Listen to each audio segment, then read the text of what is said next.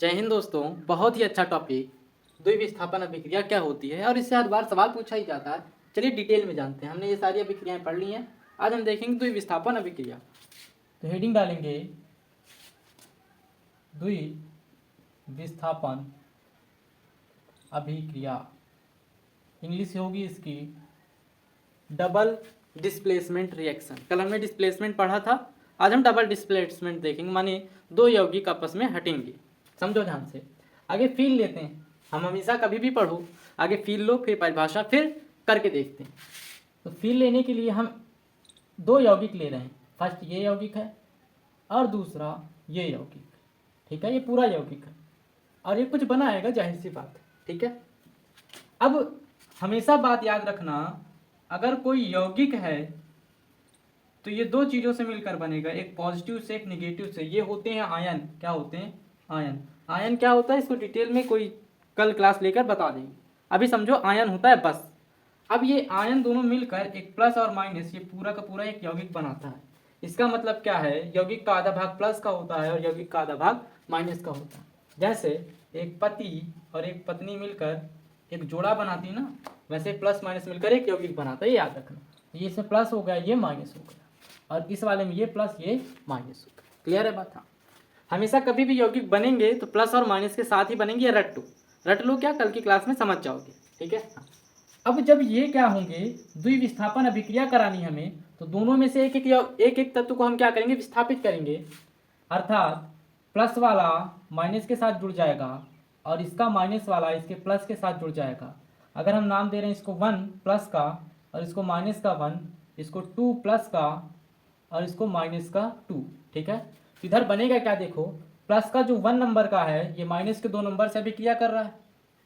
तो प्लस का 1 नंबर किसके साथ अभिक्रिया कर रहा है? माइनस के 2 नंबर के साथ। तो यौगिक हमको ये मिलेगा। क्लियर बात? और जो दूसरा यौगिक होगा वो हमें क्या मिलेगा? ध्यान से समझो। माइनस का 1 किसके साथ अभिक्रिया कर रहा है? प्लस के 2 के साथ। तो दूसरा यौगिक हमको ये मिलेगा। क्लियर बात? तो यहाँ पे हम क्या देख रहे हैं? ये जो आयन है, ये आयन यौगिक अपने आयन ही केवल बदल रहा है, बस और कुछ नहीं हो रहा। अपने आयन बदल के नए यौगिक बना रहा है। बात क्लियर है? हाँ। अब अगर ये समझ में आया तो हम इसकी परिभाषा देख लें। क्या देख लें? परिभाषा। ठीक है, तो परिभाषा क्या कहती है? जब जब यौगिक अपने आयनों के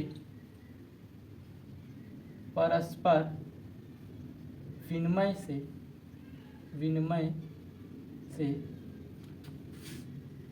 बनते हैं। यहाँ कर लो जिस अभिक्रिया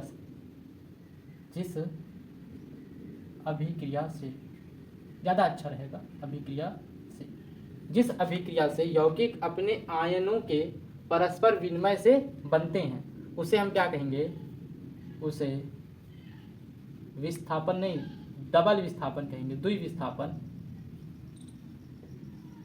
अभिक्रिया कहेंगे। ठीक है, आगे लिख लेना, उसको समझ लो। तो एक यौगिक ने दूसरे यौगिक के प्लस या माइनस मतलब आयन को बदल लिया और नए यौगिक बना लिए। बात समझिए।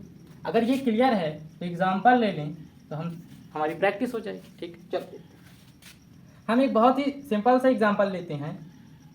है क्या? AgNO3 जिसका नाम होगा सिल्वर नाइट्रेट। क्या होगा? Silver nitrate. ठीक है, प्लस KCl। KCl क्या होता है? Potassium chloride. क्या होगा? Potassium chloride. बहुत अच्छे ही एग्जाम्पल लिए गए हैं। ठीक है ना, ये पेपर में ज़्यादा तक आते हैं। तो ये बनाएगा क्या? ध्यान से समझो। ये यौगिक का प्लस भाग, ये इतना माइनस भाग। ठीक, ये प्लस भाग और ये यौगिक का माइनस भाग। अब प्लस वाला किसके साथ अभिक्रिया करेगा? माइनस वाले के साथ। माइनस जो सिल्वर है Ag है, ये Cl के साथ चला जाएगा, तो बन क्या जाएगा? AgCl। ठीक, अब ये जो नाइट्रेट है माइनस का, ये प्लस वाले के साथ जाएगा, दूसरा का वाले। देखो ना, हाँ, तो प्लस में क्या बन जाएगा? K माने प्लस वाला और ये नाइट्रेट NO3। तो ये हो गया सिल्वर क्लोराइड।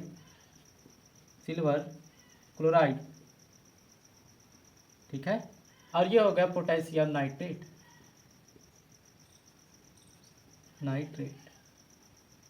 बात को समझ में? बहुत सिंपल सा मतलब है। अगर यहाँ तक समझ में आया है तो ठीक है, अगर समझ में आ रहा है तो सब्सक्राइब कर लो ही भाई, ठीक है।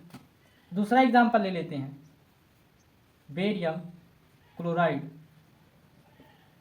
और सोडियम सल्फेट।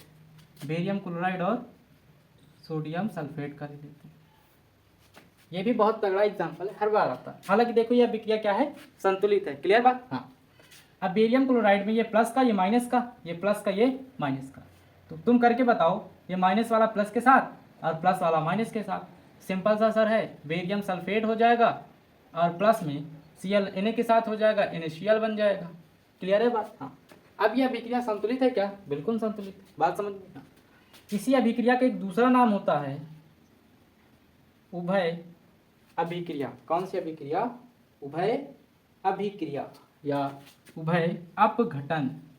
उभय अपघटन अभिक्रिया, ठीक है, ये इसके दूसरा नाम है। तो अगर उभय अपघटन अभिक्रिया किताब में आ जाए तो ज्यादा घबराना नहीं, वो द्विस्थापन अभिक्रिया ही है। क्लियर है बात? समझ में आया? ठीक, जय।